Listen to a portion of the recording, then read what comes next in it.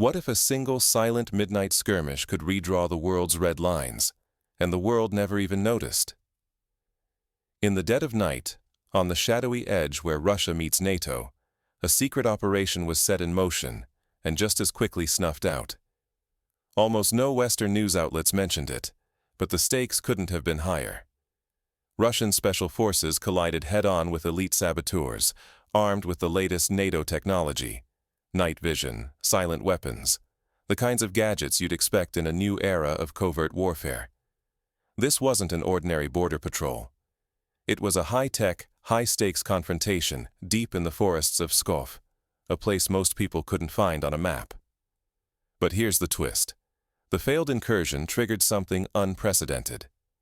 Within hours, Russia announced a dramatic new policy, openly threatening preemptive strikes across its western frontier, shattering decades of uneasy restraint.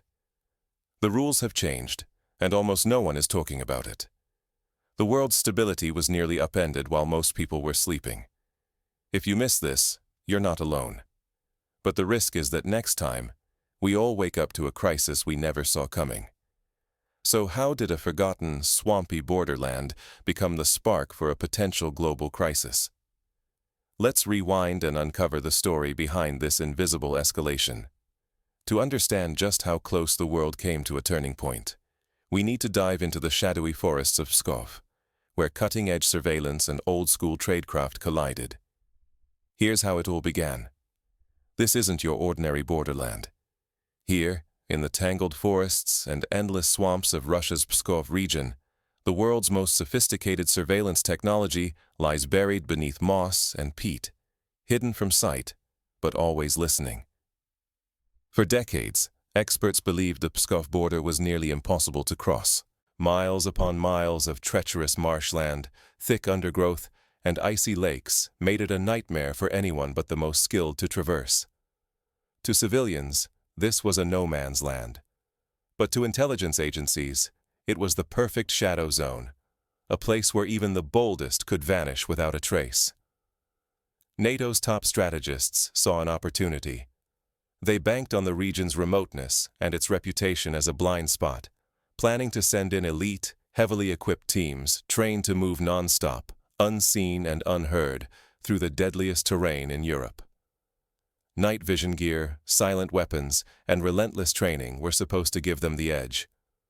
But there was a crucial detail they missed. Over the past years, Russia had poured resources into turning this wild border into a fortress of sensors and neural networks.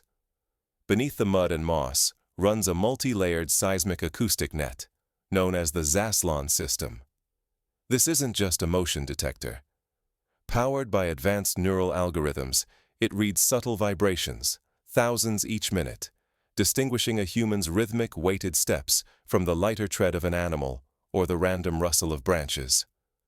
Zaslon doesn't just notice movement, it profiles it. It can measure the number of moving bodies, their formation, the cadence of their march, and even the weight of their gear. When a so-called phantom group crossed the hidden boundary, it immediately flagged a human incursion. Not a lost hiker, not a wandering elk, but professionals moving with precision and purpose. No sirens, no chaos. The alarm went out as a silent, encrypted signal to FSB Special Forces. The hunt started in total darkness. Operators in camouflage suits, invisible to the eye and even to heat sensors, melted into the woods. Every move was calculated. No helicopters, no loud engines, nothing to tip off the intruders. The stakes were enormous.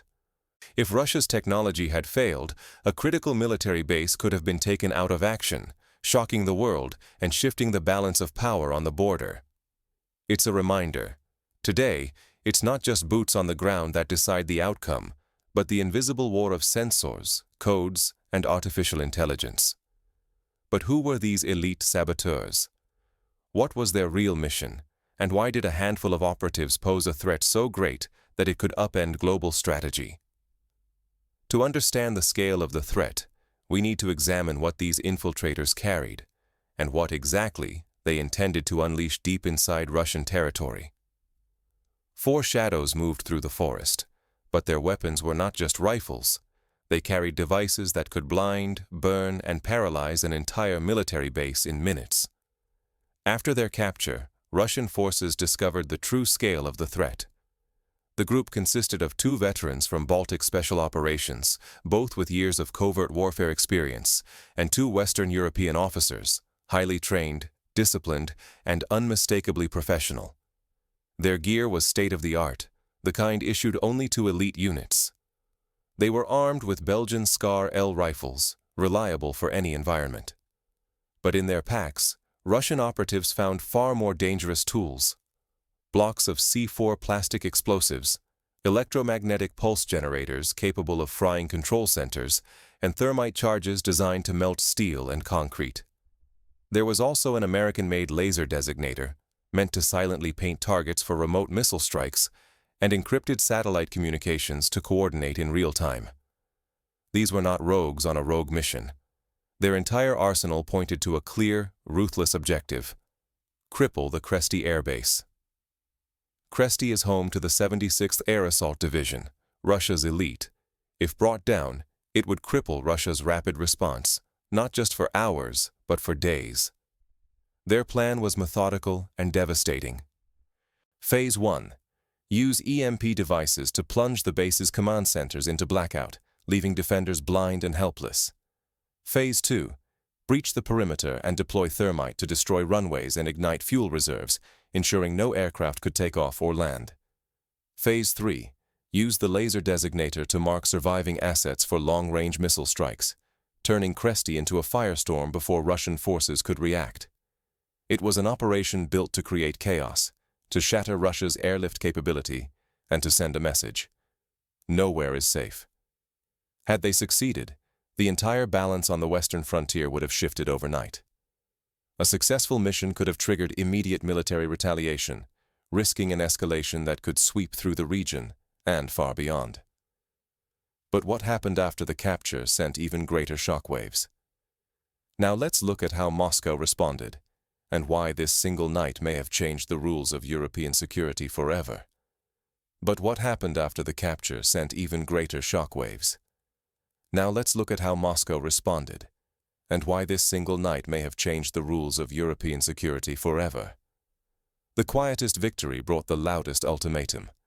Russia now claims the right to strike across borders. After hours of interrogation, the captured saboteurs revealed their target and detailed the full extent of the operation. Russian officials wasted no time. They summoned the ambassadors of Estonia and the United Kingdom, laying out the damning evidence: gear, explosives, and the secret plans, directly on the table. The message was unmistakable. This was not just another border incursion, but an orchestrated act by NATO-linked operatives. The diplomatic fallout was immediate and public. Western diplomats were forced into an uncomfortable spotlight, unable to deny the evidence paraded before them. Moscow seized the moment, issuing sharp warnings and threatening swift, asymmetric retaliation if such operations continued. But Russia's response went even further. In a nationally televised address, the Russian government unveiled a new military doctrine, one that shattered decades of established security norms. From now on, Russia would not wait for the next attack. Instead, preemptive strikes would be authorized, even across NATO borders, if credible threats were detected. This doctrine is a direct challenge to NATO's Article 5, the cornerstone of collective defense that has kept the continent stable since the end of the Second World War. Overnight, the rules that governed peace in Europe were rewritten, and the specter of escalation moved from the shadows to the center stage. For the Baltic states and Poland, the implications were chilling.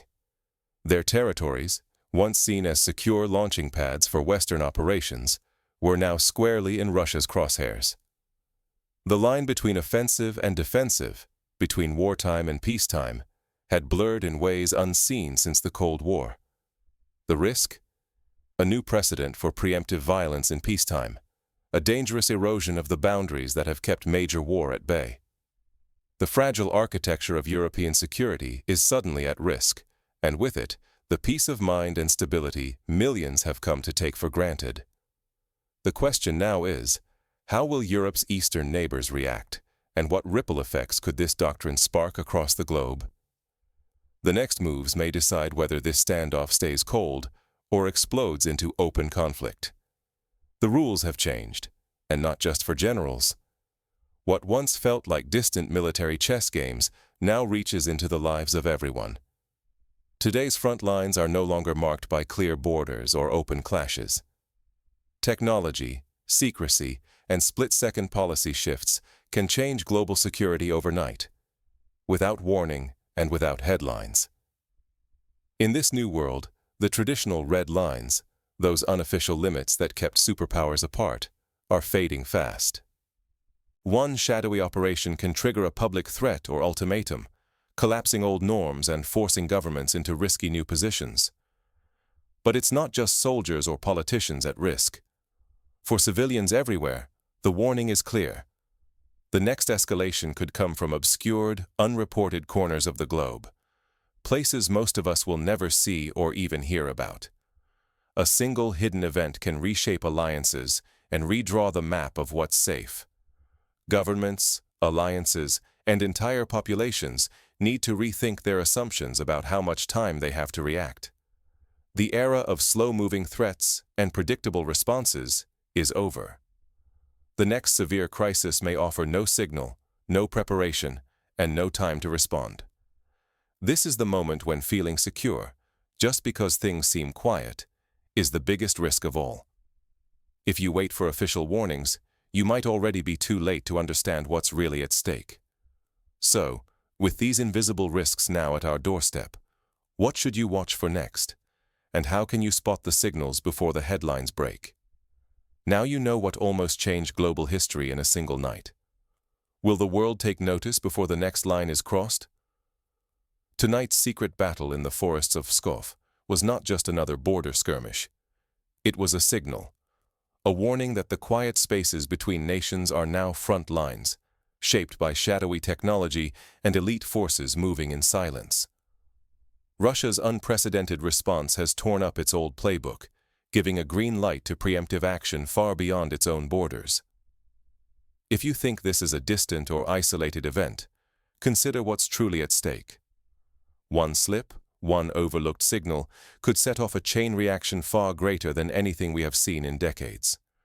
The new rules announced in Moscow have already forced military planners around the world to recalculate every move. For those watching from afar, inattention is not safety, it is risk.